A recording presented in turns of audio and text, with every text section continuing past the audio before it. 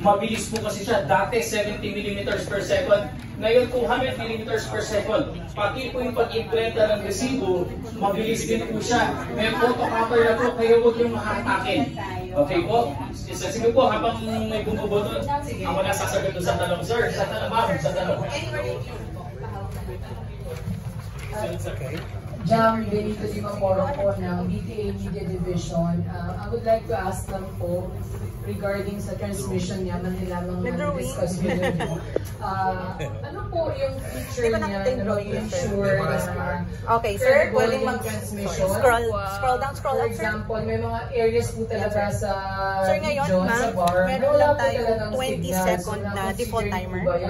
Default pa lang naman ito. So, kapag po nag-lapse kayo ng 20 seconds, automatic ma-eject siya. Okay, yan. Mag-eject siya, sir. Sorry, kasi nag-lapse na yung 20 seconds. Wait lang, sir. That's okay. Okay, sir. Jam, maraming Sige, sir. salamat po. Yung pong ating gagamitin pa rin, kung merong telco services sa inyong If lugar, you're done, sir, scrolling, done reviewing your books, you can press the cast button. SIM card po yun. In case wala pong telecommunication facilities, huwag po kayo mag-alala. Gagamit tayo ng satellite services. Wait for your yung receipt, sir. sinubok namin sa Huwag niyo Sinulog. pong i-pull muna, sir.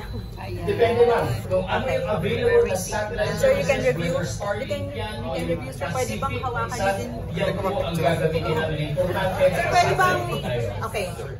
Meron na, sir, wait lang. Meron na tayo, sir, isang number 1 botante natin, no? Si Sir Nur Sharif. Nakita namin, sir, kanina may mga marking siya sa kanyang balota eh.